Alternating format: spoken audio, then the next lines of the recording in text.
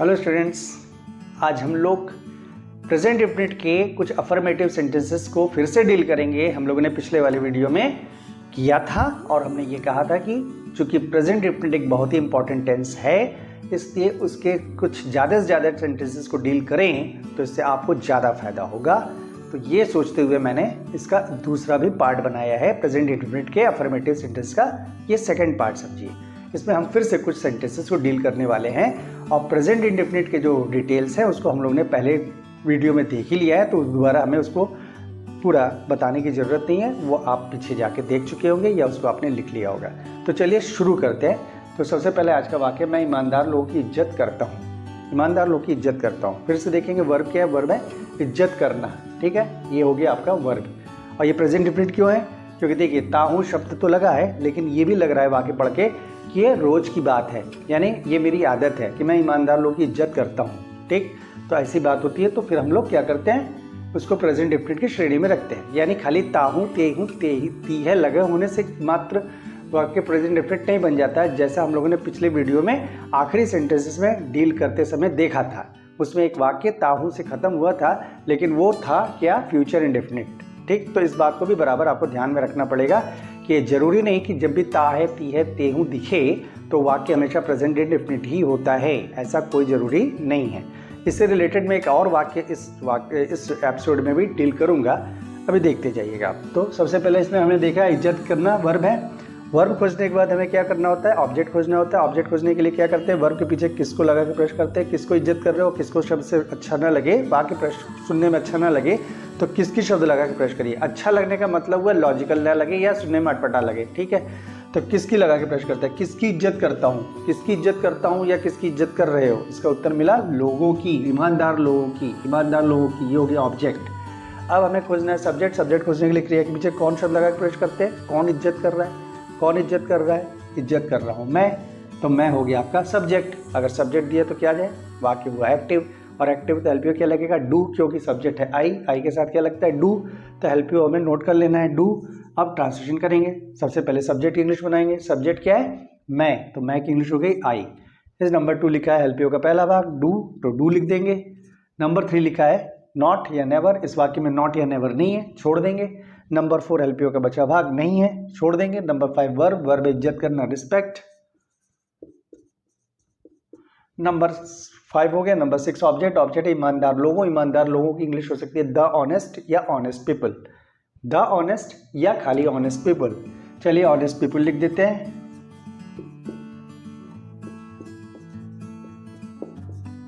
I do respect honest people. अब प्रश्न उठता है कि क्या डू यहां से हटाए या लगा रहने दें। जो रूल है उसके हिसाब से तो डू हटना चाहिए, क्योंकि डू के बाद वर्ब आ रहा है रिस्पेक्ट। तो अगर आप यहाँ से डू हटा देते हैं तब भी वाक्य सही है, और अगर यहाँ पे डू लगा रहने देते हैं तब भी वाक्य सही हो सकता है। क्यों, बता दें। जैसा आपने नोट्स में देखा था, जो कुछ महत्वपूर्ण बातें थी प्रेजेंट इंडेफिनिट से रिलेटेड, उसमें एक ये भी बात थी कि डू डस के बाद अगर वर्ब आए तो कुछ एक सिचुएशन है जहाँ पे हटाना नहीं चाहिए, नहीं हटाएंगे तब वाक्य सही होगा, ज़्यादा सही होगा। ये कहिए ज़्यादा सही होगा, और हटा देंगे तो भी सही होगा। अब ज़्यादा सही कम सही नहीं, लॉजिक समझिए।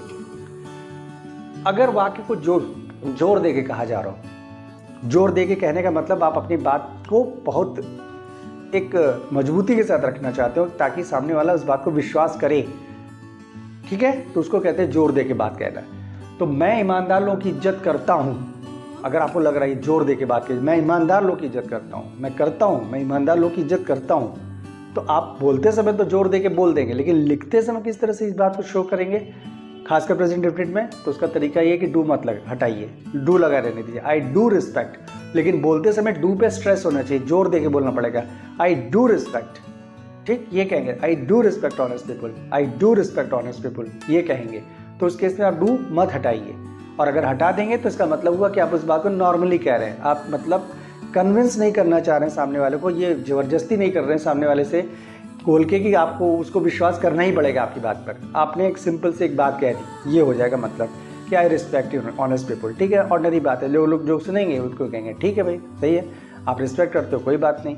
और हमारा अगर हमें मानना है कि आप ये बात जो कह रहे हो विश्वास के साथ कह रहे हो या ईमानदारी के साथ कह रहे हो कि नहीं, वो मेरे पे निर्भर करता है। लेकिन जब आप कहेंगे I do respect honest people, तो सामने वाला व्यक्ति भी एक बार सोचने के लिए मजबूर हो जाएगा। उसको लगेगा इतनी जोर दे की बात कह रहा है तो हो सकता है ये सचमुच इज्जत करता हो। ये रीज़न यहाँ पे डू ना हटाने का, और हटा भी देंगे तो मैंने क्या कहा, गलत नहीं है। फिलहाल मैं हटाऊंगा नहीं। ठीक, चलिए एक दूसरा वाक्य। अगला वाक्य, वह कोशिश करता तो है, वो कोशिश करता तो है लेकिन वो नाकामयाब हो जाता है, सॉरी। वो कोशिश करता तो है लेकिन कामयाब नहीं होता है। वो कोशिश करता तो है लेकिन वो सीख नहीं पाता है। वो कोशिश करता तो है लेकिन वो पढ़ नहीं पाता है। कुछ इस तरह के वाक्य अगर आ जाए और उसमें तो शब्द लगा हो, तो देखिए तो लगा हो, अगर वर्ब में तो लगा हो, कोशिश करता तो है, करता तो है, तो शब्द आ जाए तो बात को जोर दे के कहना कहते हैं। ठीक, लेकिन उसके पहले चलिए फिर से शुरू कर देते हैं। देखते हैं वर्ब क्या है। कोशिश करना वर्ब है। वर्ब खोजने के बाद ऑब्जेक्ट खोजते हैं। इसमें ऑब्जेक्ट नहीं मिलेगा क्योंकि कुछ ऐसे वर्ब होते हैं जिसके बाद ऑब्जेक्ट नहीं आता है, उसको इंट्रांसिटिव वर्ब कहते हैं। और अगर आता भी है तो उसके साथ प्रीपोजिशन लग जाता है। ठीक, जैसे इन, एट, ऑन, ऑफ, इस तरह से के कुछ प्रीपोजिशन जुड़े जाते हैं तो उसको हम लोग इंट्रांसिटिव वर्ब कहते हैं। तो किस तरह से पहचानेंगे कि इंट्रांसिटिव वर्ब है? आप प्रश्न करके देखिए, उत्तर नहीं मिलेगा। किसको कोशिश करता है? प्रश्न सुनने में सही नहीं लग रहा है। किसकी कोशिश करता है? किससे कोशिश करता है? किसे कोशिश करता है? क्या कोशिश करता है? अगर क्या कोशिश करता है एक बार प्रश्न सुनने में सही भी लग रहा है, लेकिन जो उत्तर आएगा वो एक अपने आप में एक वर्ब होगा। अभी मैं एक और वाक्य में दिखाऊंगा करके ये। तो फिलहाल तो ऑब्जेक्ट नहीं मिला। चलिए अब सब्जेक्ट खोजते हैं। सब्जेक्ट खोजने के लिए कौन शब्द लगा के प्रश्न करते हैं? कौन कोशिश करता है? कौन कोशिश करता है? वह। तो वह हो गया सब्जेक्ट, और सब्जेक्ट है तो आप जानते हैं वाक्य एक्टिव है। एक्टिव है तो हेल्प यू क्या लगेगा? ई के साथ डज लगेगा। तो हेल्प यू नोट कर लेते हैं, डज। आप ट्रांसलेशन शुरू करते हैं। सबसे पहले सब्जेक्ट की इंग्लिश बनाएंगे। सब्जेक्ट क्या है? वह की इंग्लिश हो जाएगी ही। फिर नंबर 2 लिखा हेल्प यू का पहला भाग, हेल्प यू है डज। नंबर 3 लिखा है नॉट या नेवर, नहीं है, छोड़ देंगे। नंबर 4 हेल्प यू का बचा भाग, नहीं है, छोड़ देंगे। नंबर 5 वर्ब, वर्ब में कोशिश करना, ट्राई। नंबर 6 ऑब्जेक्ट नहीं है, छोड़ देंगे, ही डज ट्राई। लेकिन यहाँ से डज नहीं हटाएंगे। क्यों नहीं हटाएंगे? वो आपने नोट्स में देखा है, नोट्स में लिखा है कि अगर वर्ब वाक्य में तो शब्द लगा हो वर्ब के साथ, जैसे वो जाता तो है, तुम खेलते तो है, पढ़ता तो है, कुछ इस तरह के वाक्य आए, तो लगा हो वर्ब में तो उस केस में डज हटाया नहीं जाता है, डू हटाया नहीं जाता है, साधारण वाक्य हो तो भी। ठीक, तो ही डज ट्राई, इसका मतलब यहाँ पे होगा ही डज ट्राई, वो कोशिश करता तो है। एक तरह से देखें यहाँ पर भी बात को जोर देने के लिए शब्द यूज किया जा रहा है तो। ठीक, वो कोशिश करता तो है, ये बात को जोर देने का एक तरीका है। तो इस केस में आप डू या डज नहीं हटाएंगे। उसके बाद वर्ब आए तो भी, नेवर आए तो भी। ठीक, क्लियर? वाक्य काम शुरू करते हैं, काम शुरू करते हैं। ठीक है, अब आप बोलेंगे ये भी प्रेजेंट डेफिनिट है। जी नहीं, ये भी प्रेजेंट डेफिनिट नहीं है। ते है लगा है लेकिन प्रेजेंट डेफिनिट नहीं है। क्यों नहीं है? लॉजिकली समझिए। अगर आप किसी से बोलते हैं काम शुरू करते हैं, तो काम शुरू करते हैं का अर्थ ये नहीं है कि आप रोज रोज काम शुरू करते हैं। आप किसी ऐसी बात की चर्चा नहीं कर रहे हैं जो आप रोज रोज करते हैं। आप कह रहे हैं काम शुरू करते हैं, यानी काम अभी रखा हुआ है जो भी करना है, आप किसी से कह रहे हैं काम शुरू करते हैं। तो एक तरह से देखा जाए इसमें चलो शब्द छुपा हुआ है। चलो काम शुरू करते हैं, लेकिन बोलचाल में हम लोग कई बार चलो शब्द का यूज नहीं करते हैं, सीधे चलो शब्द हटा के वाक्य बोल देते हैं। काम शुरू करते हैं, उसे बुला लेते हैं, दरवाजा बंद कर देते हैं, सब में चलो छुपा हुआ है। चलो उसे बुला देते हैं, चलो दरवाजा बंद कर देते हैं, चलो फिल्म देखते हैं, कोई खेल खेलते हैं। ठीक है, तो ये आप ते हैं लगा है, लेकिन काम रोज नहीं होता है, काम होने जा रहा है। आप किसी को ये प्रस्ताव रख रहे हैं, किसी को सजेशन दे रहे हैं कि चलो ऐसा करते हैं, और इसमें चलो शब्द छुपा हुआ है, तो ये वाक्य भी प्रेजेंट डेफिनिट नहीं है। इसको हम लोग इम्परेटिव सेंटेंस की श्रेणी में रखते हैं, जो कि आप बाद में पढ़ेंगे। लेकिन आपको, जैसा मैंने कहा कि कुछ लोग आपको हैरान परेशान कर सकते हैं इस तरह के वाक्य को पूछकर, तो उससे बचने के लिए एक जस्ट आपको जगाने के लिए मैंने इस तरह के 2-3 वाक्य यहाँ पे डील किए हुए हैं। ठीक, और जब आगे वो वीडियो से आएंगे, जब इम्परेटिव सेंटेंस के वीडियोज आएंगे, तो वहाँ पे और क्लैरिटी मिलेगी। और दूसरी चीज़, अगर ये, चलिए अब बना ही देते हैं सीधे। इसको किस तरह से बनाते हैं, एक छोटी सी बात बता देंगे कि अगर चलो से वाक्य शुरू हो रहा है या चलो वाक्य में छुपा हुआ है, तो आपको क्या करना होता है? लेट्स लिखना होता है, LET', लेट्स। लेट्स लिख के जो वर्ब है उसका फर्स्ट फॉर्म लिख देते हैं। क्या है? शुरू करना, लेट्स स्टार्ट। Let's start. काम की लिखना हो तो लिख लीजिए, नहीं लिखना हो छोड़ दीजिए, कोई फर्क नहीं पड़ता। लेट्स स्टार्ट वर्क, क्योंकि अंडरस्टूड है। अगर आप किसी से कहते हैं लेट्स स्टार्ट, तो जो भी चीज़ करना है उसको तो मालूम ही है सामने वाले को क्या करना है, लेकिन नहीं है तो लिख दीजिए let's start work.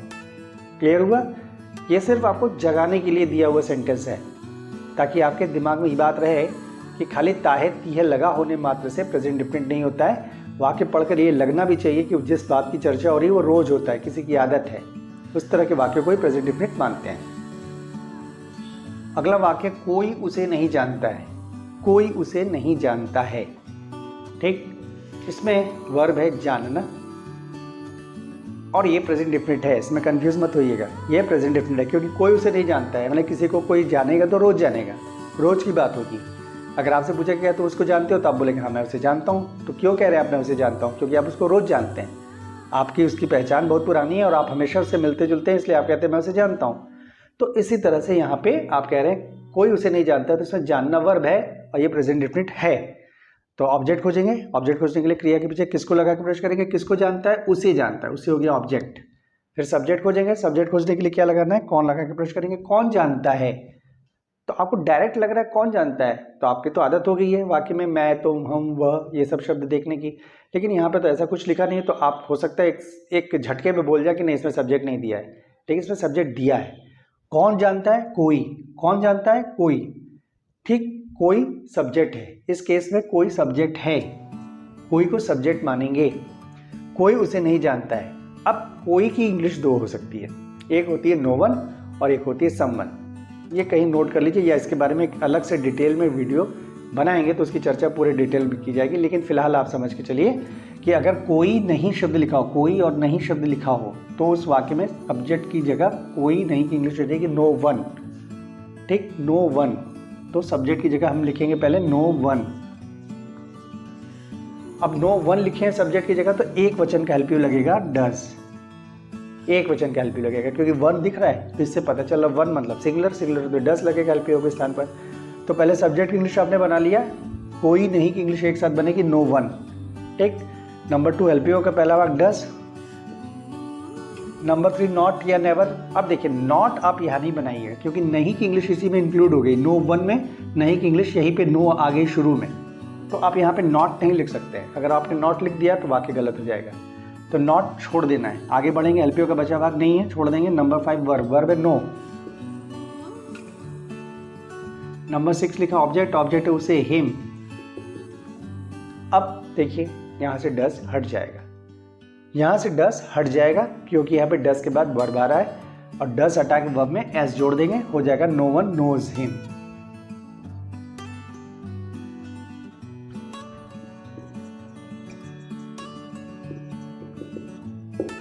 No one knows him. किसी से यह प्रश्न नहीं पूछा जाता है, किसी से यह प्रश्न नहीं पूछा जाता है। पूछना वर्ब है, पूछा मतलब पूछना।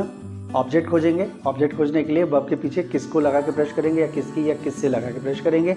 यहाँ पे किससे शब्द लगा के प्रश्न करेंगे, सही लगेगा प्रश्न। किससे पूछा जाता है, तो उत्तर मिला किसी से। किससे पूछा जाता है, किसी से। किससे पूछा जाता है, किसी से पूछा जाता है। तो यहाँ पे किसी से हो गया आपका ऑब्जेक्ट। अब हमें खोजना है सब्जेक्ट। सब्जेक्ट खोजने के लिए कौन या किसने शब्द लगा के प्रश्न करेंगे। किसने पूछा या कौन पूछ रहा है या कौन पूछता है, इसका उत्तर इस वाक्य में नहीं दिया। इसका मतलब ये वाक्य हुआ पैसिव। पैसिव तो एलपीओ क्या लगना चाहिए, इज, आर या एम। तो यहाँ पे क्या लगेगा, इज। क्यों, क्या आपके यहाँ पे किसी से जो लिखा है ना, किसी से नहीं। जैसे इसके पिछले वाले वाक्य में कोई नहीं लिखा था, इसी तरह से यहाँ पे लिखा किसी से नहीं। इसकी भी इंग्लिश होगी नो वन, इसकी भी इंग्लिश होगी नो वन। जैसा मैंने कहा इसके बारे में एक पूरी डिटेल में एक वीडियो बनेगी, तब आपको और क्लैरिटी मिलेगी। तो फिलहाल आप समझिए किसी से नहीं की इंग्लिश होगी नो वन। और वन लिखा तो एक वचन है, तो एक वचन है तो एक वचन का एलपीओ लगेगा। पैसिव है तो इज लगेगा। एलपीओ मिल गया। अब ट्रांसलेशन करें, पहले ऑब्जेक्ट की इंग्लिश बनाएंगे क्योंकि पैसिव है, तो पैसिव है तो ऑब्जेक्ट क्या है, किसी से नहीं की no one, no one. Number 2 LPO का पहला भाग एलपीओ में इज। नंबर 3 नॉट, नॉट लगेगा नहीं क्योंकि मैंने पहले ही बताया अगर नो लिख दिया शुरू में तो नॉट नहीं लगेगा। नंबर 5 4 एलपीओ का बचा भाग नहीं है। नंबर 5 वर्ब, वर्ब है पूछना, आस्क। थर्ड फॉर्म आस्क्ड क्योंकि पैसिव है, पैसिव में हमेशा वर्ब का थर्ड फॉर्म लगता है। नंबर 6 ऑब्जेक्ट, ऑब्जेक्ट की इंग्लिश पहले ही से बन चुकी है, तो जो बचा उसको लाके जोड़ देंगे लास्ट में। क्या बचा, यह प्रश्न, दिस क्वेश्चन।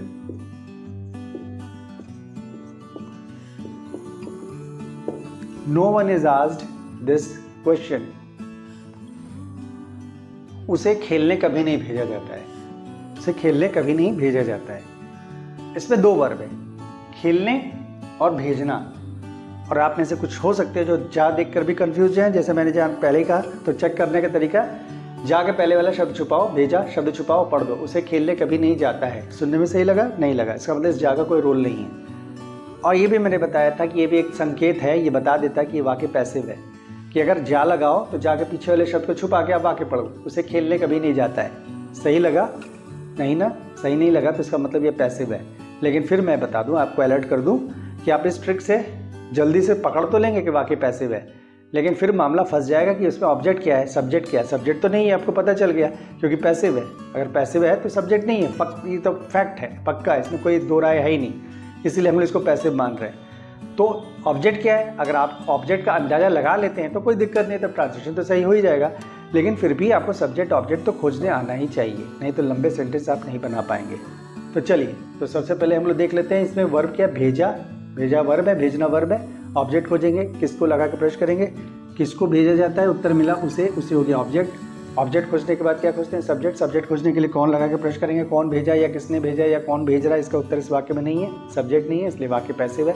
पैसिव है तो एलपीओ की जगह इज आर एम लगेगा। किस चीज़ को देकर डिसाइड करेंगे, ऑब्जेक्ट को। ऑब्जेक्ट क्या है, उसे। उसे की इंग्लिश क्या होती है पैसिव में, ही। जैसा हम लोगों ने पहले देखा है कि जब वाक्य पैसिव होता है तो ऑब्जेक्टिव प्रोनाउन का यूज़ नहीं होता है, सब्जेक्टिव प्रोनाउन का यूज़ होता है। मतलब जब भी वाक्य में उसे, मुझे, तुम्हें ये सब लिखा हो और वाक्य पैसिव हो तो कभी भी हिम, देम, हर, मी, अस का प्रयोग नहीं होगा। जब भी होगा I, we, you, they, he, she का ही प्रयोग होगा। तो इसलिए ही के साथ इस लगेगा। हेल्प यू मिल गया। अब ट्रांसलेशन करें। पहले ऑब्जेक्ट की इंग्लिश बनानी है क्योंकि वाक्य पैसिव है, उसी की इंग्लिश हो जाएगी ही। नंबर 2 हेल्प यू का पहला शब्द इज। नंबर 3 नॉट या नेवर, यहाँ कभी नहीं लिखा है तो नेवर लिखेंगे। नंबर 4 हेल्प यू का बचा भाग नहीं है। नंबर 5 वर्ब, वर्ब है भेजना, सेंट, थर्ड फॉर्म होगा सेंट। नंबर 6 ऑब्जेक्ट बन चुकी है यहीं पे, तो जो बचा ऑब्जेक्ट लेंगे, लिखा है खेलने। जिस वर्ब में ने शब्द लगा हो, ने, तो ने की इंग्लिश हो जाएगी पहले टू, ठीक है, और उसके बाद उस वर्ब की इंग्लिश बनाएंगे खेलने की, प्ले। आप में से कुछ लोग बोलेंगे के लिए लिखा है सर, इसकी इंग्लिश तो होगी खेल। अच्छा, के लिए नहीं लिखा है, मान लीजिए यहाँ लिखा होता खेलने के लिए, उसे खेलने के लिए कभी नहीं भेजा जाता है। तो अगर खेलने के लिए भी लिखा होता तभी तो वहाँ पे के लिए की इंग्लिश फॉर नहीं होती, ध्यान रखिएगा। ने के लिए लिखा हो तो उसकी इंग्लिश टू ही होगी। कुछ एक केसेस में फॉर होती है, वो अभी फिलहाल डिस्कस नहीं कर रहे हैं। 90% केसेस में अगर वर्ब के साथ ने लगा हो या ने के लिए लिखा हो तो हमेशा ने की इंग्लिश फॉर होगी, सॉरी टू होगी, फॉर नहीं। फॉर कब होगी उसकी चर्चा बाद में करेंगे। वाक्य बनारस सबको आकर्षित करता है, आकर्षित करता है, हमेशा करता है, हमेशा की बात है, इसलिए प्रेजेंट इंडेफिनिट है, ठीक। आकर्षित करना वर्ब है, आकर्षित कर लिखा है, ना अक्षर जोड़ सकते हो उसमें, तो इसलिए वर्ब है। आकर्षित करना वर्ब है। वर्ब खोजने के बाद ऑब्जेक्ट खोजेंगे। ऑब्जेक्ट खोजने के लिए क्रिया के पीछे किसको शब्द लगा के प्रश्न करेंगे, किसको आकर्षित करता है, सबको आकर्षित करता है, सबको आपका हो गया ऑब्जेक्ट। फिर सब्जेक्ट खोजेंगे। सब्जेक्ट खोजने के लिए क्या करेंगे, क्रिया के पीछे कौन शब्द लगा के प्रश्न करेंगे, कौन आकर्षित कर रहा है या कौन आकर्षित करता है, इसका उत्तर मिला बनारस, तो बनारस हो गया सब्जेक्ट। सब्जेक्ट हो गया मतलब वाक्य है एक्टिव, एक्टिव है तो एलपीओ क्या लगेगा, डू या डस। अब बनारस एक वचन है तो डस लगना चाहिए। अब ट्रांसलेशन करें। सबसे पहले सब्जेक्ट की इंग्लिश, सब्जेक्ट है बनारस, जिसको वाराणसी भी कहते हैं। इसके बाद हेल्प यू का पहला भाग डस, नॉट या नेवर नहीं है, छोड़ देंगे। हेल्प यू का बचा भाग नहीं है, छोड़ देंगे। फिर वर्ब, वर्ब है आकर्षित करना, अट्रैक्ट। फिर इसके बाद ऑब्जेक्ट, ऑब्जेक्ट है सबको, एवरीवन। बनारस डस अट्रैक्ट एवरीवन, यहाँ से डस हटा देंगे क्योंकि बात जोर दे के नहीं की जा रही है, किसी बात को स्ट्रेस नहीं दिया जा रहा है, बस सिंपली एक बात कही जा रही है कि बनारस सबको आकर्षित करता है। अगर किसी को ये बात माननी है तो मानो, नहीं माननी है तो मत मानो, कुछ इस अंदाज में ये बात कही जा रही है, ठीक। तो उस केस में आपको ये कह नहीं सकते कि बात को जोर देगी कहा जा रहा है, तो यहाँ से डस हटाएंगे क्योंकि डस के बाद वर्ब आया, और डस हटाएंगे क्या करेंगे, वर्ब के साथ यस जोड़ देंगे, अट्रैक्ट्स हो जाएगा, बनारस अट्रैक्ट्स।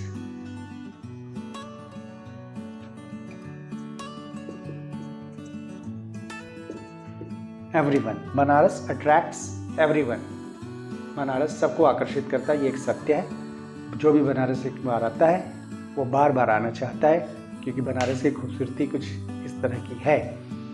एनीवे, आज का टॉपिक यहीं पे ख़त्म होता है प्रेजेंट डेफिनिट से रिलेटेड कुछ अफर्मेटिव सेंटेंसेस का। मैंने जितनी कोशिश करना था की है, अभी भी ख़त्म नहीं हुआ है। मैं चाहूँ तो उससे रिलेटेड कई और सेंटेंसेस डील करूँ, लेकिन फिर आप भी बोर होने लगते हैं और समय की भी कमी होती है। तो मुझे आशा है कि आपको कुछ सीखने को मिला होगा इस वीडियो से, और अगर मिला तो बड़ी अच्छी बात है। आप सब्सक्राइब कीजिए, दूसरों के साथ शेयर करिए, और ताकि हम आपके साथ और अच्छे वीडियो शेयर करते रहें। Thank you.